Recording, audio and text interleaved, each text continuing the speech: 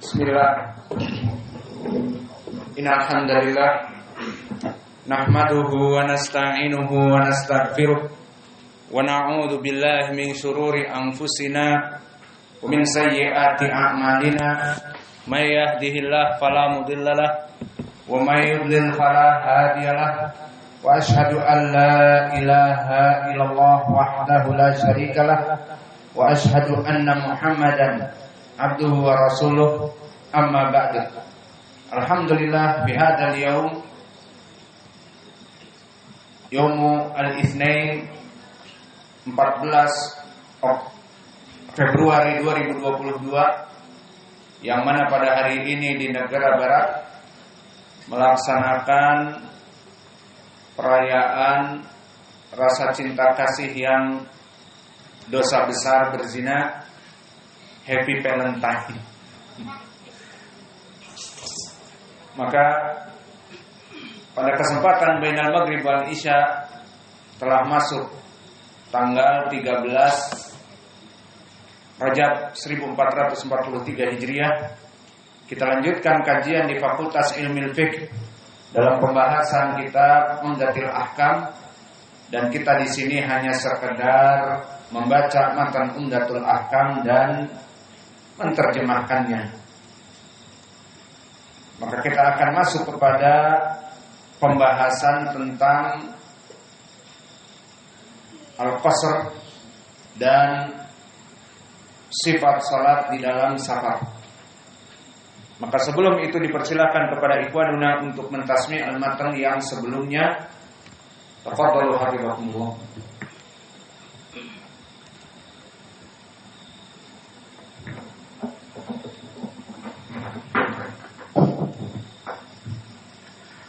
قال المؤلف رحمه الله قال المقدسي رحمه الله عن سمي مولى أبي بكر بن عبد الرحمن بن الحارث بن هشام عن أبي صالح عن أبي هريرة أن الفقراء المهاجرين أتوا إلى رسول الله صلى الله عليه وسلم فقال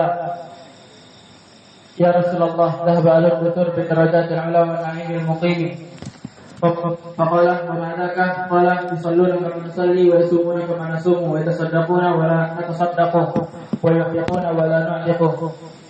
فقال أفلا أدلكم شيئا تدركون من سبقكم وتسبقون من بعدكم ولا يكون أحد أفضل منكم إلا من صنع مثل ما صنعتم. فقالوا بلى يا رسول الله. قال تسبحون وتحمدون وتكبرون 33 تسبحون وتكبرون وتحمدون دبر كل صلاة 33. فقال أبو صالح فرجع فقراء المهاجرين إلى رسول الله صلى الله عليه وسلم فقال يا رسول الله سمع إخواننا أهل الأموال ففعلوا مثل ما فعلنا ففعلوا مثله. فقال رسول الله صلى الله عليه وسلم ذلك فضل الله يؤتيه من يشاء. قال اسمعي فحدثت بعض أهلي بهذا الحديث فقال وهمت إنما قال تسبح الله 33 وتحمد الله 33 وتكبر الله 33. فرجع إلى أبي صالح فذكرت له ذلك فأخذ بيدي قال قل الله أكبر وسبحان الله والحمد لله الله أكبر وسبحان الله والحمد لله حتى تبلغ من جميعهن 33. عن عائشة رضي الله عنها قالت أن النبي صلى الله عليه وسلم صلى في خميسة لها أعلام فنظر إلى أعلامها نظرة فلما انصرف قال اذهبوا بخميسة إلى أبي جهم وأتوني بأنبجانية أبي جهم فإنها ألهتني آنفا من صلاتي.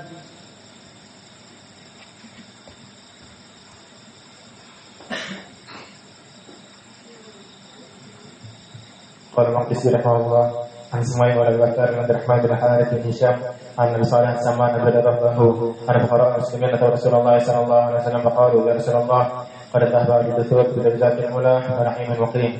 فقال وما ذاك؟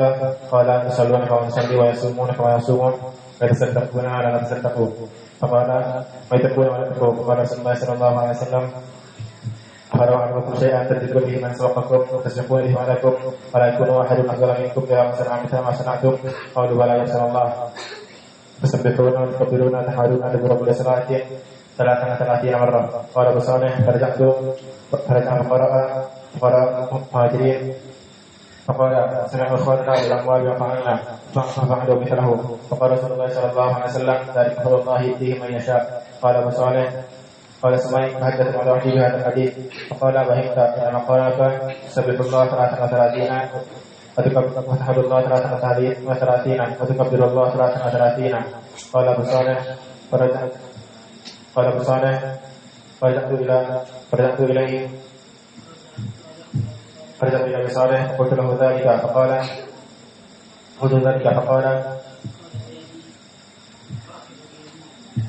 فأخذ بيدي فقال قل الله أكبر والحمد لله وسبحان الله والحمد لله 33 الله أكبر سبحان الله والحمد لله حتى تبلغ بجميعهن 33 أنا أشهد أن النبي صلى الله عليه وسلم صلى في خميسة لها أعلام فرد إلى بعض أعلامها عددا فلما صرف قال اذهبوا بخميستي هذه إلى أبي جهم فتوني بأنبزانية أبي جهم فإنها أهدني آنفا عن صلاتي.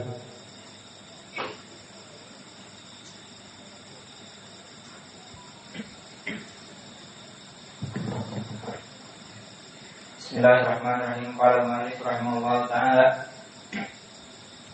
an Sumay maula Abi Bakr bin Abdurrahman bin Harith bin Hisham an Abi Salih Salman an Abi Hurairah radhiyallahu anhu qala qad dhahaba qala ana fuqara'ul muhajirin atau Rasulullah sallallahu alaihi wasallam faqalu qad dhahaba ahlul dusur bid darajati ula wan na'im mukim qala amadaka faqalu yusalluna kama nusalli wa yasumuna kama nasumu wa yatasaddaquna wa la natasaddaqu wa yu'tikuna wa la nu'tiku faqala Rasulullah sallallahu alaihi wasallam afala u'allimukum syai'an tudrikuna man sabaqakum wa tasbiquna man ba'dakum wa la yakunu ahadun afdala minkum illa man sana'a mithla ma sana'tum qalu bala ya Rasulullah qala tusabbihuna wa tukabbiruna wa tahmaduna dubura kulli salati wa talatina marrah qala Abu Salih Faraja fuqara'ul muhajirin ila Rasulullah sallallahu alaihi wasallam faqalu sami'a ikhwanuna ahlul amwal bima fa'alna fa'alu mithlahu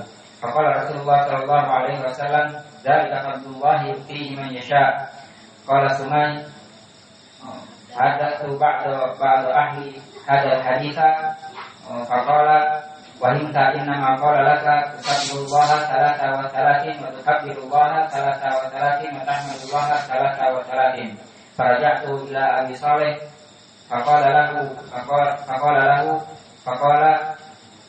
alhamdulillah Allahu akbar subhanallah walhamdulillah hatta tablugha fi jami'inna 33 an Aisyah radhiyallahu anha anna Nabiy sallallahu alaihi wasallam shalla fi khamisatin laha a'lamun fa nadhara ila a'lamiha nadratan falamma sarafa faqala idhabu bi khamisati hadhihi ila Abi Jahm wa'tuni bi anbijaniyati Abi Jahm fa inna ma al-hasani an salati. Bismillah. Qala al-Maqdisi rahimahullah fi kitabih Umdatul Ahkam di hadis nomor 128 tentang permasalahan menjamak salat. An Abdullah bin Abbas radhiyallahu anhuma qala kana Rasulullah sallallahu alaihi wa ala alihi wasallam yajma'u baina salati dhuhri wal asri idza kana ala dhahri sayrin wa yajma'u bainal maghrib wal isya. Maka di dalam hadis ini maknanya dulu Nabi Muhammad sallallahu alaihi wa ala alihi wasallam mengumpulkan salat zuhur dengan asar. Dohirnya di dalam hadis ini adalah idza kana ala dhahri sayrin, jika dia di atas tunggangan, maknanya dalam keadaan safar, maka Nabi mengumpulkan zuhur dengan asar. yajma'u baina salati zuhur wal asr idza kana ala dhahri sayr, jika dia dohirnya telah di atas tunggangan. Wa yajma' bainal maghrib wal isya, dan mengumpulkan salat maghrib di waktu isya dengan isya. Maka telah datang hadis yang lain yang lebih description dari Anas ibnu Malik. Karena Rasulullah sallallahu alaihi wa ala alihi wasallam idza safara qabla zawali syams, bahwa Nabi jika safar sebelum matahari itu masuk ke ufuk barat, misalnya safar jam 9, bahkan safar pagi jam 7, maka Nabi mengumpulkan salat duhur di waktu asar. Maka tidaklah Nabi turun salat duhur kecuali setelah masuknya salat asar. Ini jika Nabi safar sebelum zawali syams, maknanya sebelum waktu duhur. Safar jam 10, safar jam 9 atau pagi. Maka hadis Ibnu Abbas di sini pun menjelaskan seperti itu. Dan hadis Anas juga, wa kana Rasulullah sallallahu alaihi wa ala alihi wasallam idza safara qabla ghurubi syams, dia safar jam 4, jam 5 sebelum maghrib. Maka dia sholat maghrib dengan isya dijamak di waktu isya. Ini hadis Anas ibnu Malik dengan ketentuan yang ada tadi, bahwa jika Nabi Shallallahu Alaihi Wasallam safar sebelum waktu duhur dan safar sebelum waktu maghrib, maka dikumpulkan oleh Nabi, dan dikumpulkannya di sini di hadis Anas jam'u at-takhir. Maka barakallahu fikum, jam'u takhir adalah mengakhirkan waktu sholat di dalam menjamak. Seperti duhur dengan asar dijamak, disolatkan di waktu al-asr, bukan di waktu duhur. Itu dinamakan jam'u takhir. Jamak maknanya duhur dengan asar disatukan. Takhir maknanya diakhirkan sholat yang harusnya duhur di waktu duhur diakhirkan kepada asar. Itu makna jam'u takhir. Dan begitu pun di dalam hadis Anas yang lebih description tadi, bahwa Nabi Muhammad sallallahu alaihi wasallam jika safar sebelum maghrib jam 5 safar, maka didapati adzan maghrib dan dia di perjalanan, maka Nabi akan mengumpulkan salat maghrib dengan isya jamak. Namun dinamakan jam'u takhir, maknanya maghrib wal isya diakhirkan di waktu isya. Maka ahadits barakallahu fikum jam'u takhir lebih kuat daripada jam'u takdim, dan ini faidah yang kami tulis dari faidah Syekh kami Mukbil. Hadis-hadis jam'u takhir lebih kuat daripada hadis jam'u takdim. Kembali kepada hadis Ibnu Abbas, karena Rasulullah sallallahu alaihi wasallam yajma'u baina salati dhuhri wal asr. Nabi menggabungkan salat duhur dengan asar idza kana ala dhahri sayr, jika dia di atas tunggangan. Dari sini lafadznya juga menjadi pendalilan dengan riwayat Anas, di saat Nabi di atas tunggangan maknanya jam'u takhir. Nabi di atas tunggangan, maka dia turun di waktu salat asar, salat duhur di waktu asar, dikumpulkan. Dan begitu pun wa yajma'u bainal maghrib wal isya, dan Nabi mengumpulkan salat maghrib dengan salat isya. Salat maghribnya dimasukkan kepada salat isya. Maka ini juga ihtimal hadis Ibnu Abbas jam'u at-takhir. Maka hadis-hadis jam'u takhir maknanya duhur dibawa ke waktu asar dan maghrib dibawa kepada waktu isya. Hadis-hadisnya sangat kuat, muttafaqun alaih, seperti hadis Ibnu Abbas di sini dan hadis Anas ibnu Malik. Maka di dalam hadis ini banyak sekali faedah, di antaranya pendalilan tentang diberikan rukhsah untuk orang yang safar. Maka rukhsah untuk orang yang safar, dia itu diberikan rukhsah untuk pertama menjama' antara dua salat. Dan awas menjama' antara dua salatnya harus mengikuti sunnah. Duhur dengan asar, kemudian maghrib dengan isya. Pertanyaan di sini, indak ya Abdurrahman, hal yajuz nahnu najma' safar antara salat fajar dengan salat duhur? Boleh. Kita safar misalnya jam 4 sebelum fajar, sebelum adzan. Kemudian safar terus misalnya ke Pekanbaru. Sampai di Pekanbaru jam 2. Nah, kemudian turun dari mobil untuk salat fajar, tadi kan belum salat. Kita keluar jam 4. Kemudian turun duhur. Boleh digabung fajar dengan duhur? Enggak. Boleh apa tidak? Boleh. Sunnah baru, bid'ah. Yang jadi sunnah khalas, penjawab boleh berarti telah menfatwakan Syekh Abdurrahman Ibn Said. Pelan Ibn Saidnya karena malu. Telah berfatwa Syekh Abdurrahman Ibn Said bahwa boleh digabung salat fajar dengan salat duhur. Maka jawabnya bid'ah. Yang ada di dalam sunnah seperti tadi hadis Ibnu Abbas, hadis Anas bin Malik, Nabi menjama' duhur dengan asar. Lalu Nabi menjama' maghrib dengan isya. Adapun disambung dengan fajar tidak ada sunnahnya. Lalu kalau kita safar sebelum fajar bagaimana? Pernah kita safar ke Pekanbaru jam 4 misalnya.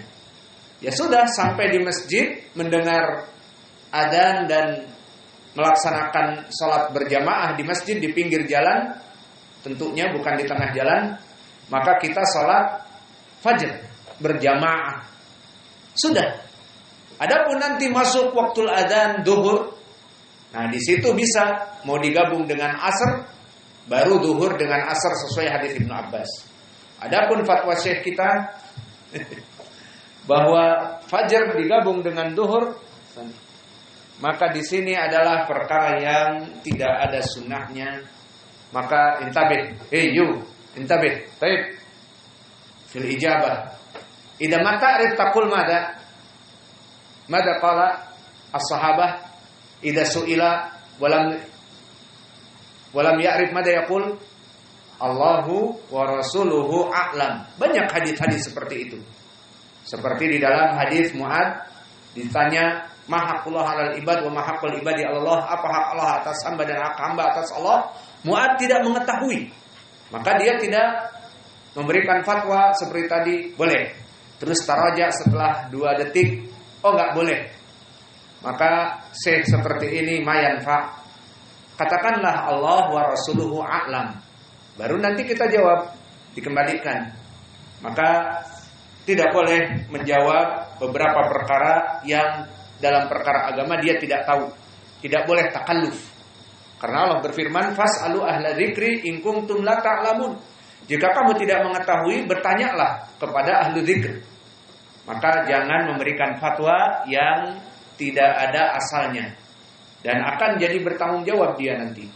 Wala taqfu ma laysa laka bihi ilm inna sam'a wal basara wal fuada kullu ulaika kana anhu mas'ula. Maka tidaklah seorang berfatwa kecuali dengan ilmu.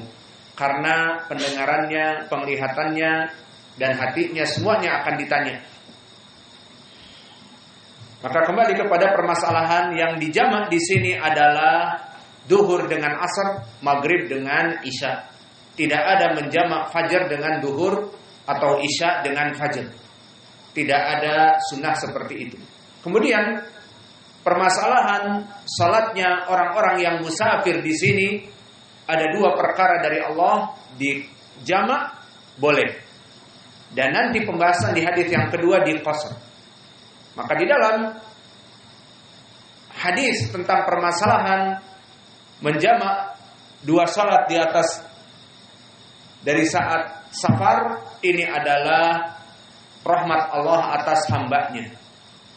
Maka kaidah di dalam ilmu qawaidul fiqhiyah disebutkan kaidah di dalam agama ini, al-masyaqqah tajlibu taisir. Setiap masyaqqah, setiap perkara yang berat di dalam peribadatan maka wajib untuk dipermudah. Seperti safar. Safar adalah perkara yang berat. Safar baik naik motor, naik mobil, bahkan naik bis, pariwisata, maka dia masyaqqah. Atau naik pesawat, menunggu di boarding pass dan sebagainya, di boarding hall, dan menunggu antrian, semuanya masyaqqah. Maka di dalam ajaran Islam segala perkara yang ada masyaqqah, maknanya ada perkara yang memberatkan dalam ibadah, terutama safar. Di mana seseorang safar meskipun dengan mobil mewah ada AC-nya, maka dia akan berjalan di lintas Sumatera ataupun yang lainnya, kemudian masuk kepadanya